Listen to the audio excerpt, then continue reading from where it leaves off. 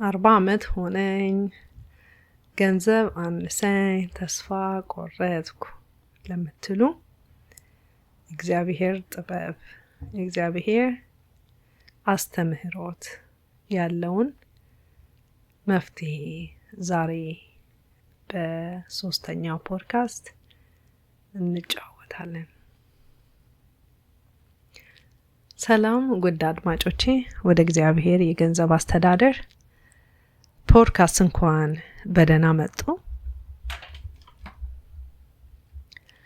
ዛሬ ለ40 ዓመት ወይንም ከዚያ በላይ የደረሱ በጣም ዘግይቻለሁ፣ ምንም ቁጠባ የለኝም፣ ጡረታዬ ምን ይሆናል ብላችሁ ለምትጠይቁ ለምትጨነቁ ወገኖቼ፣ ወንድሞቼ፣ እህቶቼ ዛሬ መልእክት አለኝ ለእናንተ። እግዚአብሔር ዘግይቷል አይባልም።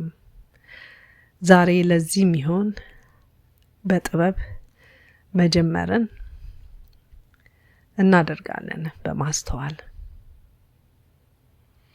አንደኛ የመጀመሪያው መርህ ከምታገኙት በታች ኑሮ ነው መልእክቴ። ብዙ ሰዎች የሚያገኙትን ሁሉ ያጠፋሉ። 100,000 ያገኘው 50,000 ያገኘው 10,000 ያገኘው ሁሉም እኩል ያገኙትን ያጠፋሉ። ደሞዝ ይመጣል፣ ኪራይ፣ መኪና፣ ሬስቶራንት፣ የእረፍት ጉዞ፣ የቡና፣ የሱቅ ግብይት። ከዛ ወሩ ሳያልቅ ገንዘቡ ያልቃል። አሳዛኝ ነው። ነገር ግን ሀብት የሚጀምረው ከምናገኘው በታች መኖር ስንጀምር ነው።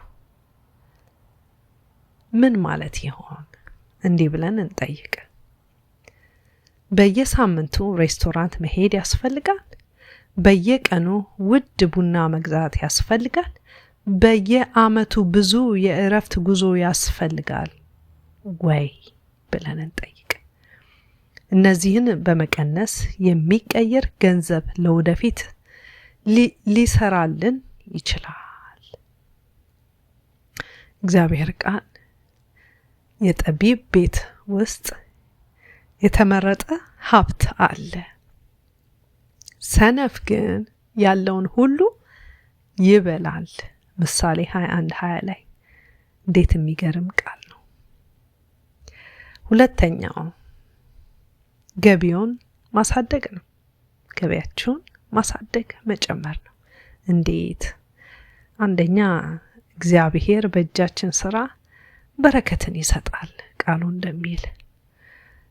እነኝን የምናገኝባቸው ምክንያቶች ምናልባት አዲስ ሙያ መማር፣ ንግድ መጀመር፣ የጎን ገቢ መፍጠር፣ በስራ መደገፍ ነው። እነዚህ የሚከፈቱት አዳዲስ እድሎች ያለንን ተጨማሪ ገቢ ያሳድጉልናል ማለት ነው።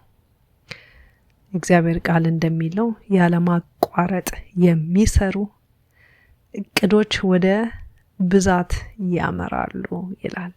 ምሳሌ 21:5 ላይ ያለማቋረጥ የሚሰሩ እቅዶች ወደ ብዛት ያመራሉ። ምክንያቱም የብዙዎቻችን ችግር መጀመር፣ ሀሳብ ማፍለቅ ሳይሆን ቀጥሎ ለ5 ዓመታት ለ10 ዓመታት በትንሹ ለ2 ዓመታት አንድን ነገር ጸንቶ የማድረግ አቅም ያጥረናል። ቶሎ ተስፋ እንቆርጣለን። ቶሎ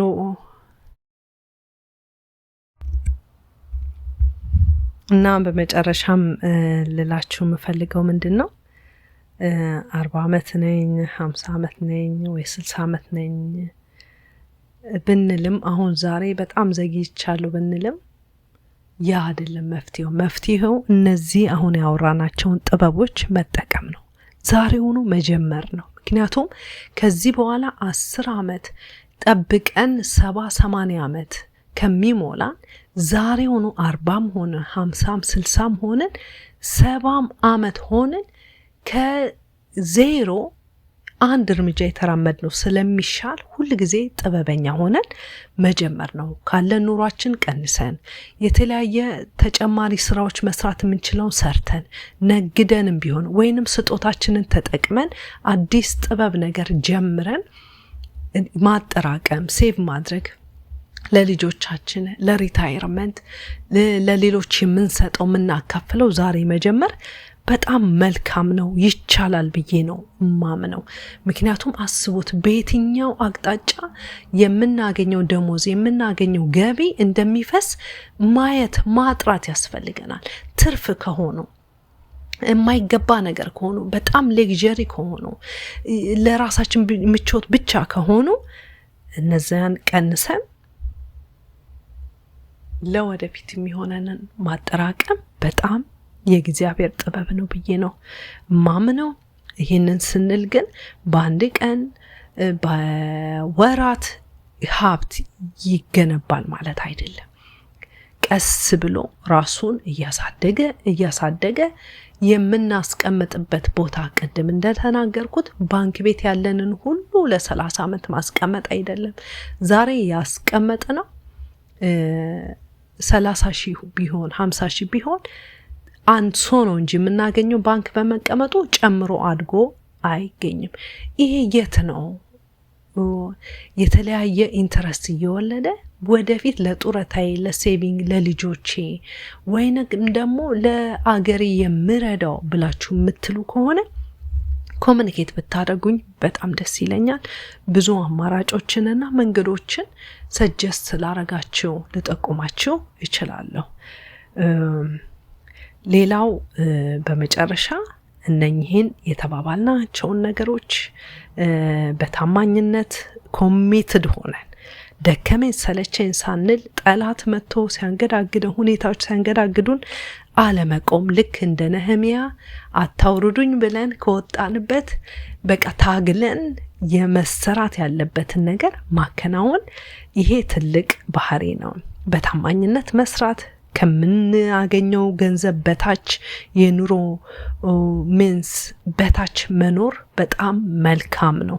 መቆጠብ በጥበብ መዘጋጀት ለወደፊቱ ማሰብ ሞኝ አለመሆን ቅድም በምሳሌ እንደተነገረን ብልህ ሰው ጠቢብ ሰው መልካም ሰው ያዘጋጃል ሴቭ ያደርጋል ያጠራቅማል ብሎ እንደመከረን እግዚአብሔር ቃል በዚያ መንገድ መገኘት በልግስና መስጠት እና ይሄን ሁሉ ነገር እግዚአብሔር ማስቀደም እውነተኛ የብልጽግና መንገድ ነው። ሁሉ ጊዜ ነገራችን የሚያከናውነው የሚረዳን ጥበቡም የሚገኘው ከእግዚአብሔርና ከእግዚአብሔር ቃል ነው።